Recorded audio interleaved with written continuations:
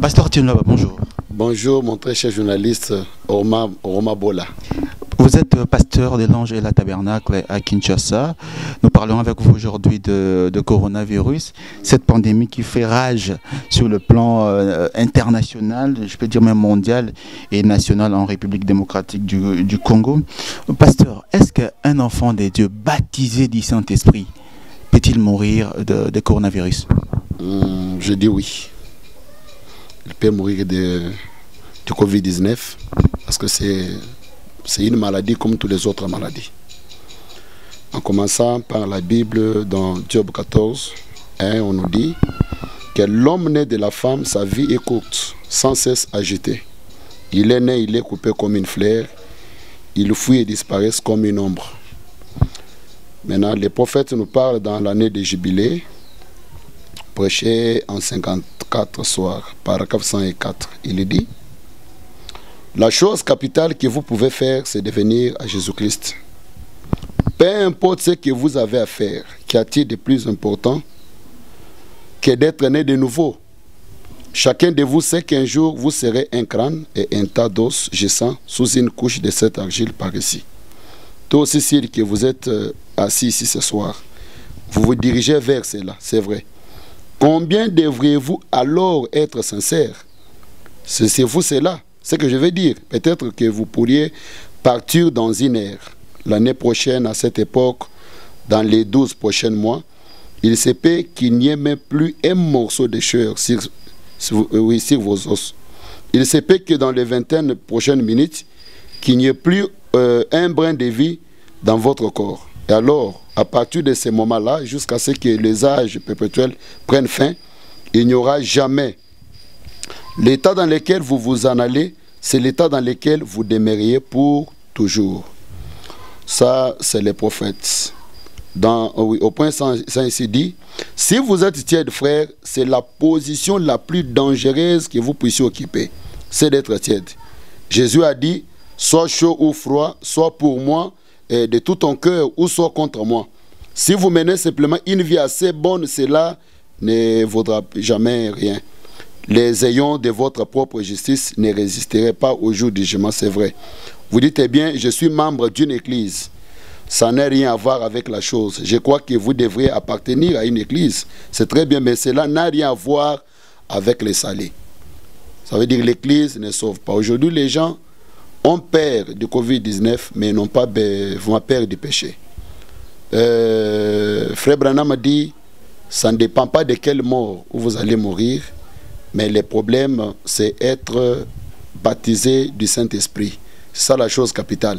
Si vous êtes baptisé du Saint-Esprit, tu es prêt à répondre à l'appel. Nous chantons en disant, lorsque le Seigneur m'appellera, j'entendrai. Ça veut dire c'est d'être prêt pour répondre à l'appel de Dieu. C'est ça la chose capitale. Aujourd'hui, les gens n'ont pas peur du péché, j'insiste, mais ils n'ont pas peur.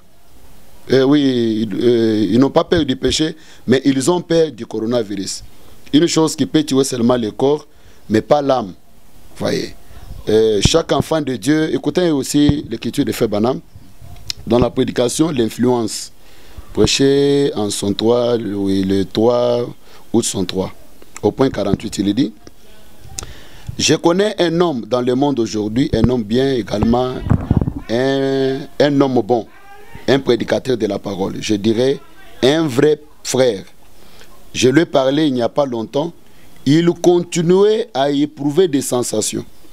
Il a fondé tout son ministère sur des sensations. Maintenant, il baptisait pour la vie éternelle, disant que les gens ne vont pas mourir. Je crains qu'il ne se retrouve dans une situation si délicate qu'il n'en reviendra plus. Voyez, parce que c'est faux. L'homme né de la femme, sa vie est courte, sans cesse agitée. Et les vivants, c'est qu'il doit mourir. Ça, c'est Frère Branham.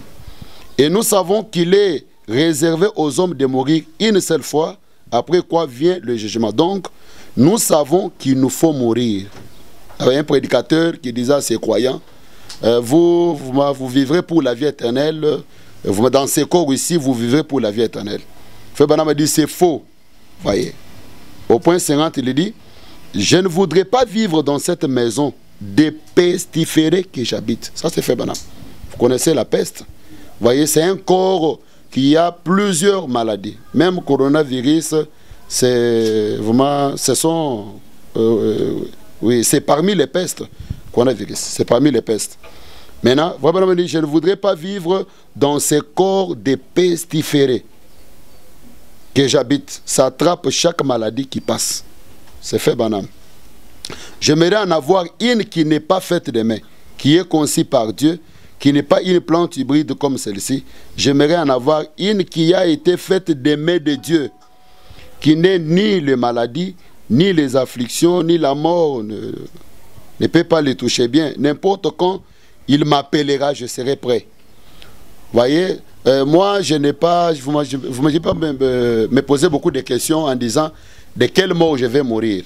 Ça veut dire, Dieu peut me prendre par les poisons, par l'accident, par l'égorgement, par coronavirus. Par coronavirus. Voyez, n'importe quelle maladie. Fabien m'appelle ce corps, c'est le corps des pestiférés.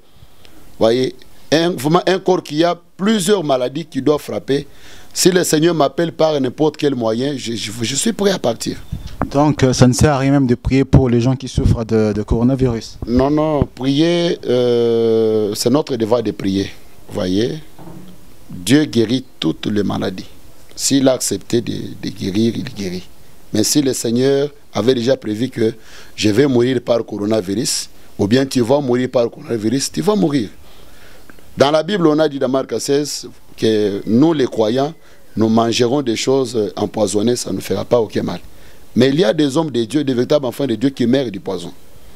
Les accidents, de quoi et quoi. Si le Seigneur a déjà prévu que tu passeras par peut-être poison, l'accident, coronavirus, tu passeras. Nous vous avons vu quand même, pasteur, récemment, il y a une dizaine de jours, sur une montagne non loin de Kinshasa, prier justement pour cette maladie de coronavirus. Mais ce qui a attiré l'attention de plus d'un, c'est beaucoup plus de vous avoir porté des sacs en raffia. On s'est dit, ça c'est pas de la fétiche ou de la magie, ce que le pasteur a fait là, avec justement quelques membres de son église.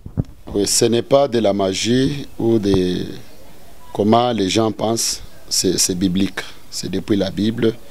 La Bible nous dit dans Jérémie 4, 8, il dit, c'est pourquoi couvrez-vous des sacs, pleurez et gémissez, car la colère ardente de l'Éternel ne se détourne pas de nous. 9. En ces jours-là, dit l'Éternel, les rois et les chefs perdront courage. Les sacrificateurs seront étonnés et les prophètes stupéfaits. Nous voyons Trump, il a pleuré.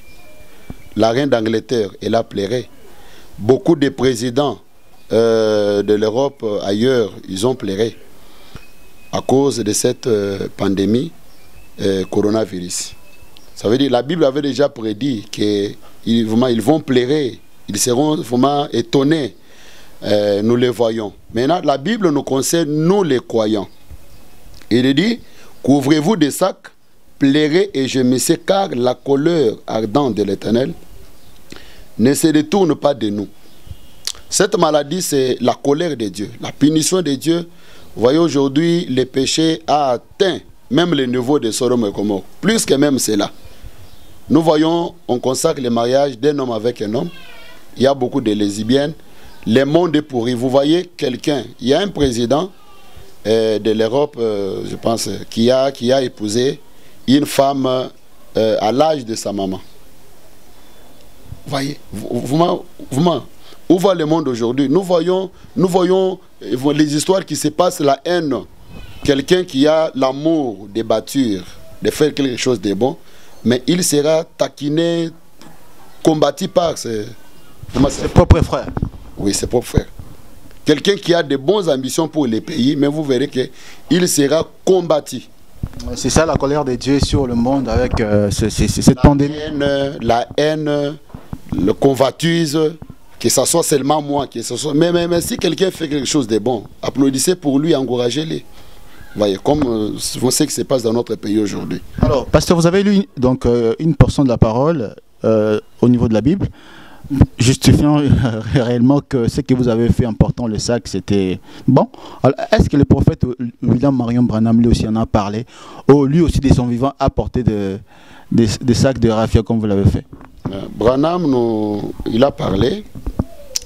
Il a parlé pour porter les sacs. Je n'ai pas vu quelque part là, le prophète a parlé, il a porté les sacs, mais quand même il a enseigné.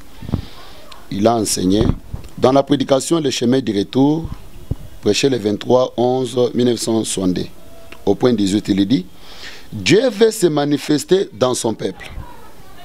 Vous voyez.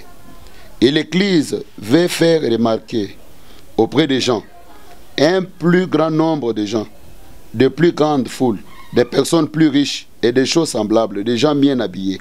C'est ce qui nous a plongés dans les chaos où nous sommes. Il serait mieux que tous nous nous revêtons des sacs. Ça c'est fait Branham.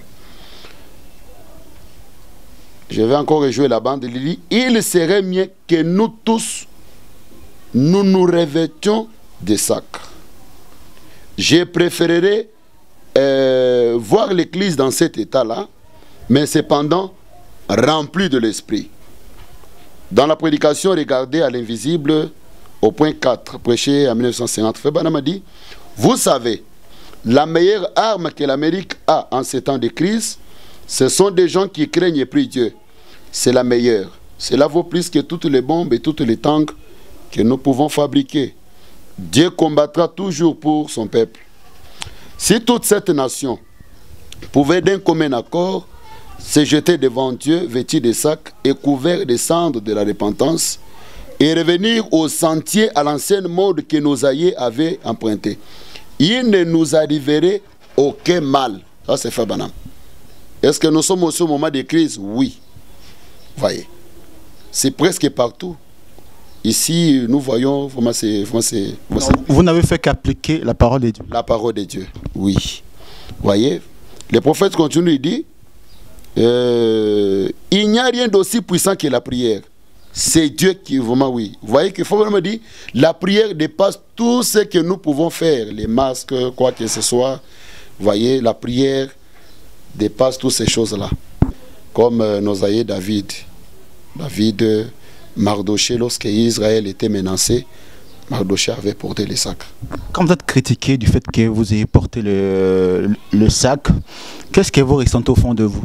Moi, ça me fait mal parce que c'est l'habitude de croire du message. Souvent, j'ai remarqué dans les mots du message, les gens ne prient pas. Beaucoup négligent la prière. Tandis que nous, l'épouses, nous avons le devoir d'intercéder pour ces pays, pour le monde entier. Parce que Frère Branham dit dans la voie à laquelle Dieu a pourvu pour la guérison, il dit qu'on peut même fabriquer les masques. Ça ne peut pas produire rien. Les autres pouvaient même fuir dans les caves, sous-sol. Ils seront toujours contaminés. Frère Branham dit, nous pouvons même appliquer les infectants. Ça ne fera absolument rien. Frère Branham dit, la seule voie que Dieu a tracée, c'est le sang du Seigneur Jésus-Christ. Voyez. Maintenant, nous, l'épouse, nous sommes les rachats de ce sang. Ça veut dire, nous avons de la valeur plus que même le sang du Seigneur Jésus-Christ. Quand quelqu'un part au marché pour acheter le véhicule ou bien une parcelle, ça veut dire que la parcelle a la valeur de plus que l'argent qu'il donne. Nous, nous sommes les rachetés. Les rachats du sang du Seigneur Jésus-Christ. Nous avons le valeur de plus que le sang. Nous pouvons nous tenir debout et parler à Dieu. Maintenant, au lieu que l'épouse soit unie dans la prière pour intercéder, parce que la Bible dit que nous, l'Église, l'épouse, on ne passera jamais à la tribulation. Tandis que nous sommes ici, la grâce coule encore. Ça veut dire que nous sommes obligés d'intercéder à cause de nous, l'épouse. Surtout notre pays, le Congo des Belges. Lorsque William Branham était venu ici, il a fait 2 jours là-bas. Il a passé 2 nuits à Memlink. Il a passé une nuit là-bas, 2 nuits. Et après avoir passé 2 nuits, il a pris l'avion en Ndolo pour traverser vers Brazzaville. Parce qu'ici, il était interdit de prêcher par les Belges. Vous avez vu la puissance qui accompagnait cet homme. Ils ont dit, si cet homme prêche ici, il va démolir nos forces. Maintenant, ils ont refusé à William Branham de prêcher dans cette ville. Donc, bref, Oui, pendant que le prophète était dans l'avion, en train de traverser, il a vu beaucoup de champignons. Et une voix lui a dit, l'épouse sera nombreuse dans cette ville. Même en Amérique, on n'a jamais écrit les messages de Frère Branham comme ici au centre de l'Afrique, en RDC, dans notre pays. Allez partout en Brazzaville, partout, vous trouverez que ici nous avons une grâce particulière. Il y a beaucoup de gens qui croient, même en Amérique, Branham, on ne lui avait pas crié comme ici au Congo. Donc vous avez une part de responsabilité de plaider pour la cause de personnes par rapport à cette maladie. À cause de l'épouse ici, l'épouse doit s'élever, vraiment, dans ces moments de crise, se jeter, vraiment, demander la grâce de Dieu, le pardon pour les pays, parce qu'il y a eu beaucoup de péchés, les poisons, les trahisons. À cause de toutes ces choses-là, c'est pourquoi le Seigneur est en train de punir Amérique, Europe et autres. Maintenant, nous ne voulons pas que cela puisse entrer ici. C'est pourquoi je me suis mobilisé avec quelques membres de mon église, portant des sacs, pour intercéder pour notre pays, implorer la grâce de Dieu, afin que Dieu nous fasse vraiment grâce. Parce que vous voyez, ici, nous vivons comme des animaux. Nous vivons comme des animaux, vraiment. Les choses qui se passent ici, si réellement... cette maladie est ici. Si ce n'est pas la grâce de Dieu, je sais qu'on va mourir à mal. Pasteur Etienne Luaba, merci beaucoup. Nous savons que la maladie est ici, comme les autorités l'ont dit. C'est question maintenant que Dieu nous fasse seulement grâce. Hein? Oui, oui. C'est pourquoi nous sommes là en train d'implorer la grâce de Dieu pour le pays. Merci beaucoup, pasteur Etienne Luaba. Je rappelle que vous êtes pasteur à l'église L'Ange et la Tabernacle de Kinshasa. Merci. Merci beaucoup.